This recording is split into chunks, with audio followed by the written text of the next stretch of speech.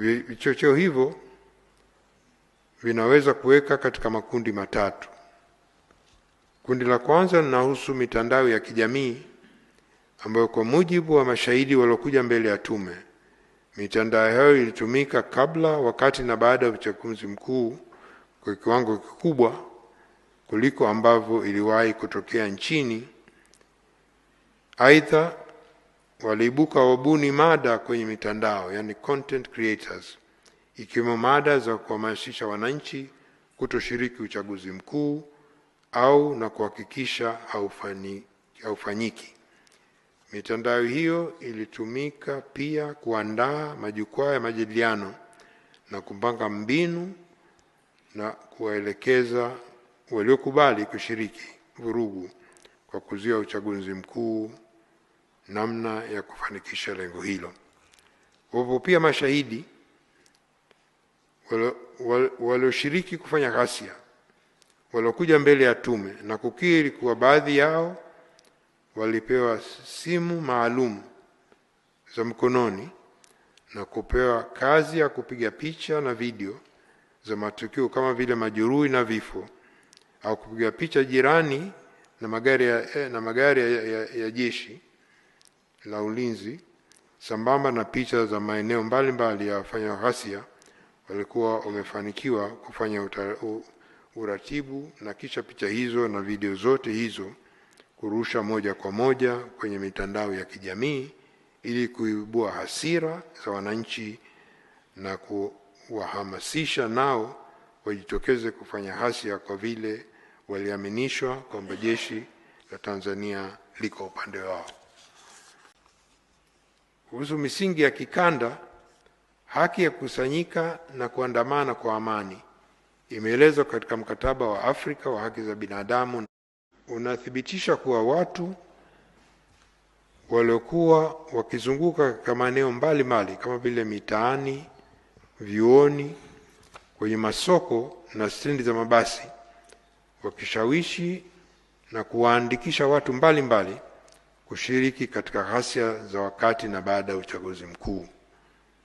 Mfano, watoto wanaoishi katika mazingira magumu, waendesha pikipiki na wajasiriamali wadogo walieleza kuwa walipewa fedha kati ya shilingi 10,000 hadi shilingi 50,000. Ni waliahidiwa ajira na maisha bora.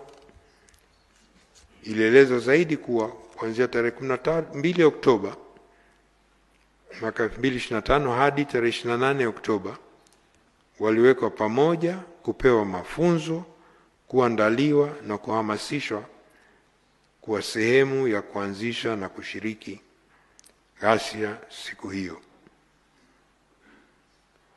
Aidha, ilibainika kwa makundi yaliyoshawishiwa ndio wahusika zaidi katika ghasia, wakati wahusika wakuu wa ghasia na waratibu hawakuwepo kwenye maeneo ya matukio, hali iliyochangia kwa kasi kikubwa kutokamatwa kwao, huku wengi na waliokamatwa wakiwa na wananchi wa kawaida, wakiwemo wafuata mkumbo au kushawishiwa kwa malipo kidogo au ahadi ya kunufaika na mabadiliko yaliyopangwa bila kuwa na uelewa wa malengo halisi.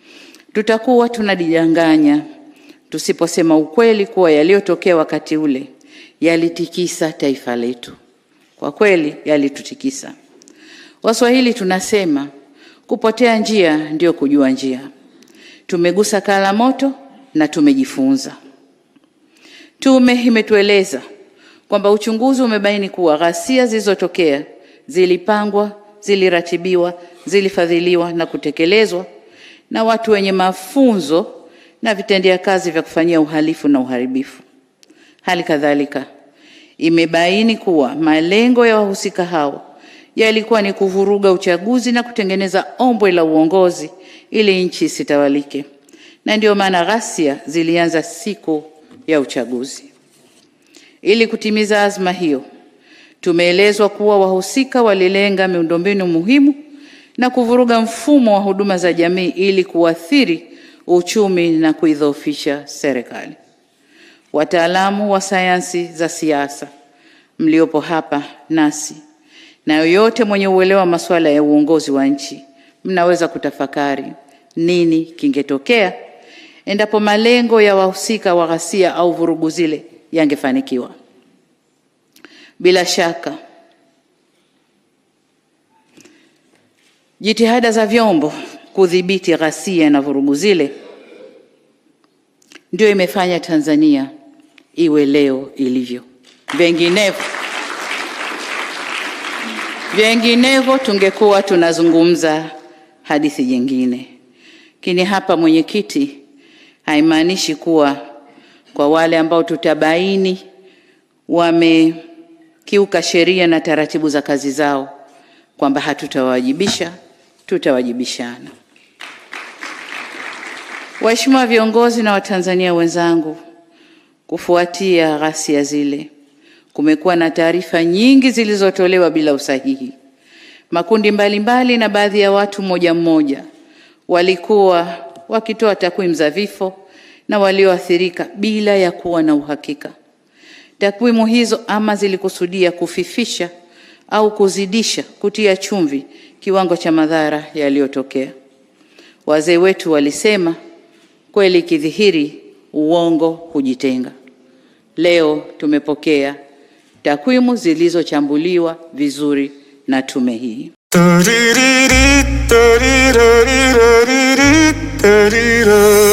Haya sasa, tuliokuwa tukisubiria kwa hamu, hii sasa imefika. Lile tamasha lilosheheni burudani za halali sasa limewadia. Hapa nazungumzia Rahatul Eid. Ni tamasha la Nasheed ambalo litawakaribisha Munshid nguli kutoka visiwani na nje ya visiwa vya Zanzibar. Ni tamasha litakalofanyika Idi pili na Idi tatu mfungo tatu kwa kiingilio kidogo tu cha shilingi 7,000 tu kwa zote siku mbili, na kwa VIP kiingilio ni shilingi 10,000 tu, na tutakuwa na tiketi 50 pekee za VIP. Na hili surprise na shidi kutoka kwa watangazaji wako itakuwepo, na mara hii ni kubwa kuliko. Munshid watakao perform katika tamasha hilo ni Sudi Khafa, Kijana Abdillah, Yuzan, Afaiz Luheta, Fakim Baro, Salim Ali, Mahad Virginia, Al Habibi Sam, Mozain, Adil Bajun, Awal Nasheed, Abu Khalef, Irshad Islamic Kid na wengineo watakuwepo. Ili kujipatia tiketi yako, wasiliana na wafuata: Abubakar Faki Hamadi, Babroma, mpigie kwa simu namba 0777 43 28 83. Saif bin Jedo,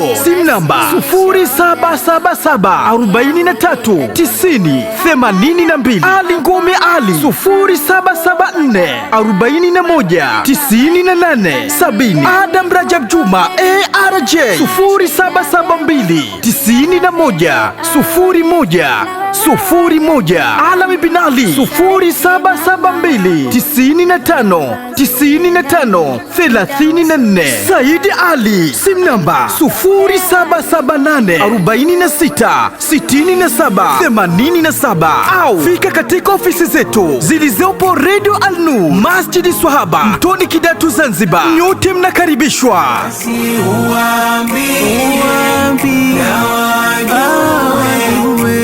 Watambue kama unanipenda basi